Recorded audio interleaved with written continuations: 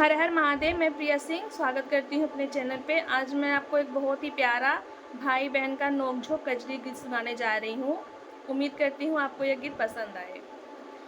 चाहे भैया आवे चाहे जाए हो सावनवा में ना जइबे ननदी। चाहे भैया आवे चाहे जाए हो सावनवा में ना जइबे ननदी।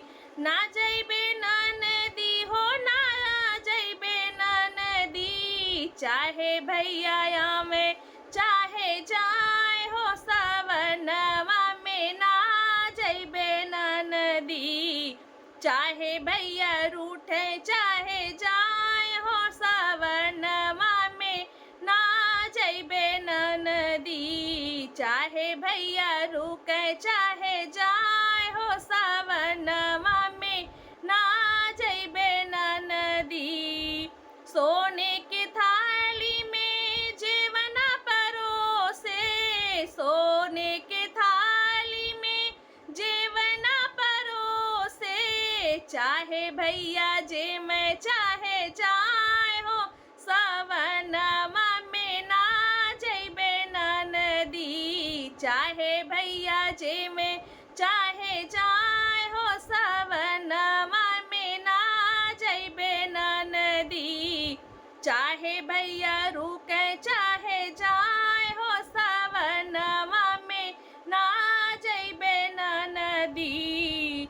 जे जड़े गेड़ुलवा गंगा जल पानी, जे जड़े गेड़ुलवा गंगा जल पानी। चाहे भैया घोटे चाहे जाए हो सावनवा में ना जइबे ननदी। चाहे भैया रुके चाहे जाए हो सावनवा में ना जइबे ननदी।